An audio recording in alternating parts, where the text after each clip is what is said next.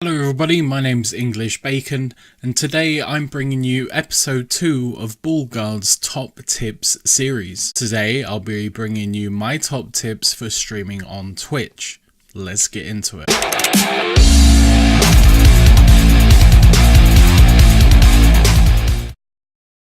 So my first tip today is keeping a schedule. If you're planning on making something of your stream, it's always good to have some sort of schedule where your viewers can rely on you being, live at the same time every day. Or, if you have to do it 3 times a week, make it the same time, but make it the same 3 days and the same time.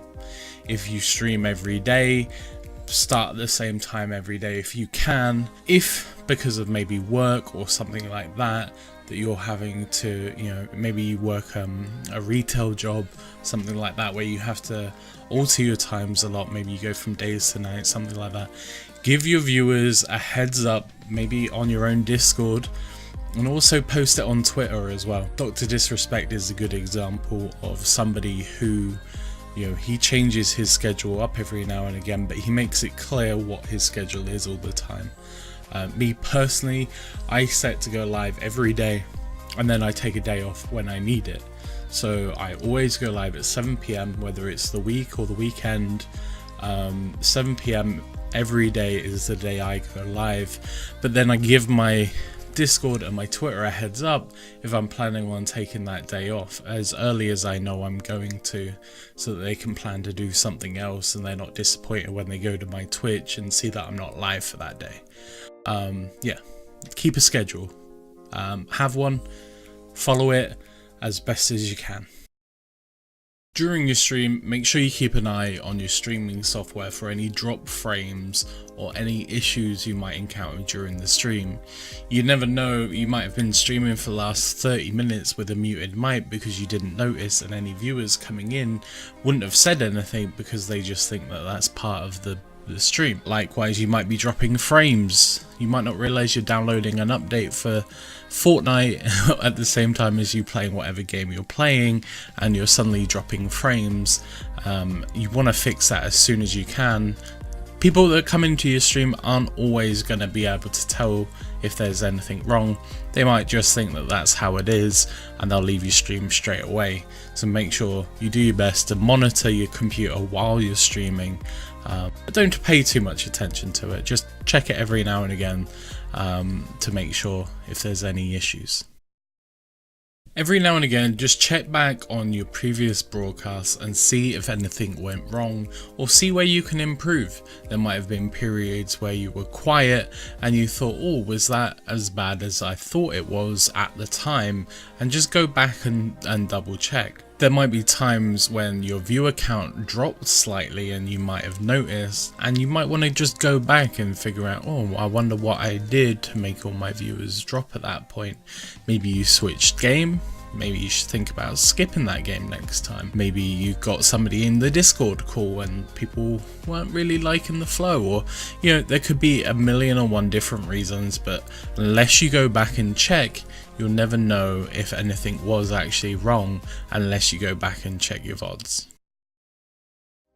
If you're just starting streaming, there's no rush for you to get to Ninja's level of production straight away. There are plenty of people that decide to start streaming as a hobby, and they've barely got the computer good enough to just start streaming at the bare bones of it. If you decide to start streaming, start with where you're at right now, and then slowly, progressively improve your stream over time. The worst thing you can do is go out spending thousands of pounds or dollars or euros or whatever, upgrading everything to be perfect, and then a week in you find streaming isn't actually for you. Update over time. If you update over time, gradually you'll start picking up things that you really want, because you're starting to really enjoy yourself. When I first started streaming, I had a camera that was barely HD, I had a microphone on my headset, and I had a processor that was barely running games and streaming at the same time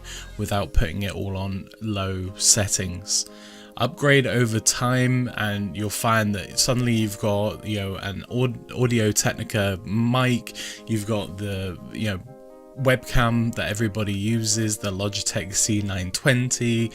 You'll suddenly find that you've got an i7 in your computer and you're just running those games a little bit better, and your stream quality is just a little bit better too. Upgrade over time, don't rush out and spend all your money, and just improve it over time. There's no rush.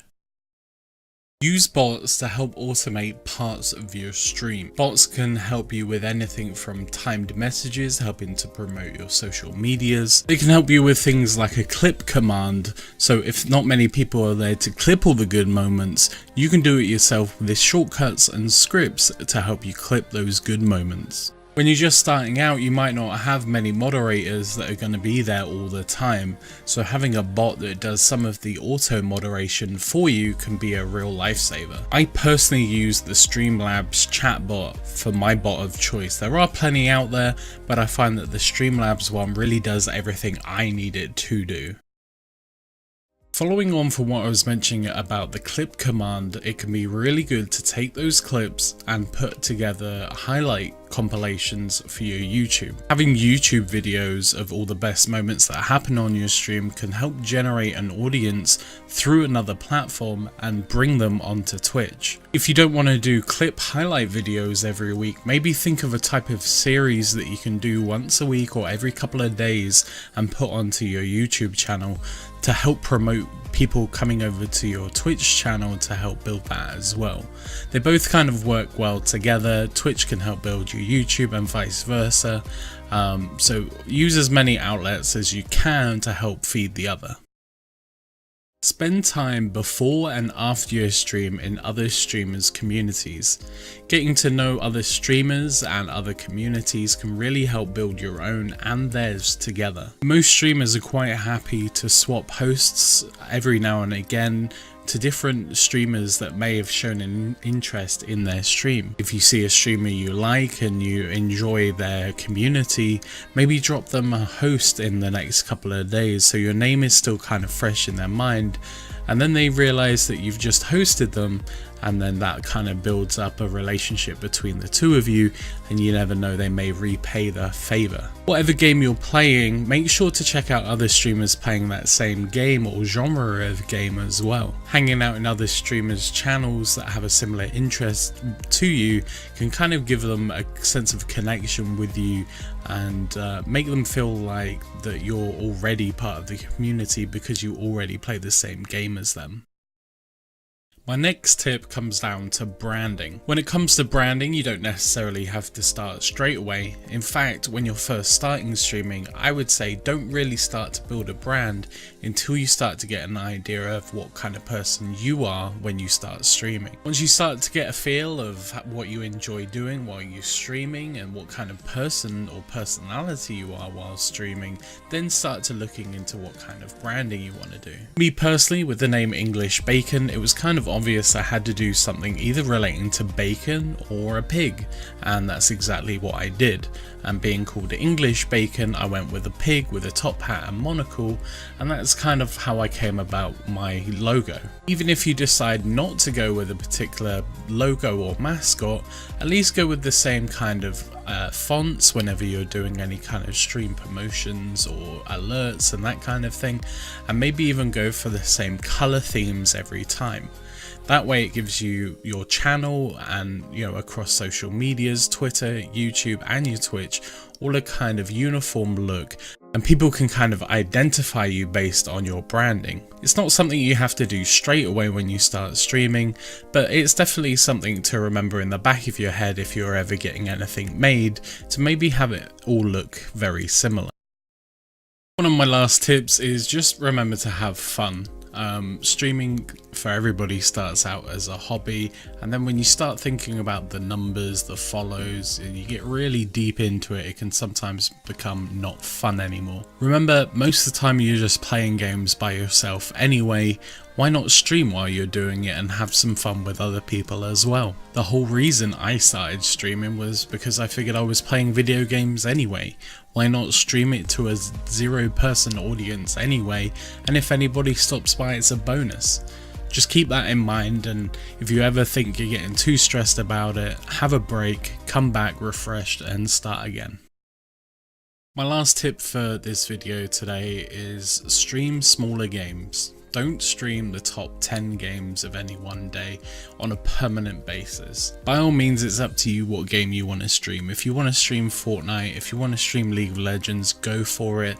But don't be yelling at yourself when you're not getting any growth from it. For a good year, I streamed Overwatch without any real growth at all. It wasn't until I switched to a small game called Iron Sight that I found that I was really starting to grow in followers and viewership and people sticking around to actually watch what I was doing. Once you've built your audience from a smaller game, maybe it's worth then maybe stepping it up.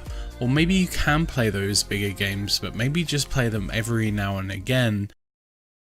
Thank you to everybody who stuck around for the whole of this video. That is my 10 tips for helping to improve your stream. Please let me know in the comments if you've got any tips for new people, and maybe the new guys that are here right now, you can check out the comments and see if there's anything that I haven't mentioned already. Once again, thank you for tuning in. Make sure you hit the subscribe button so you can keep up to date with all of BullGuard's top tips. And also, if you could, just check out my Twitch and my Twitter and drop me a follow on those too. Thank you and goodbye.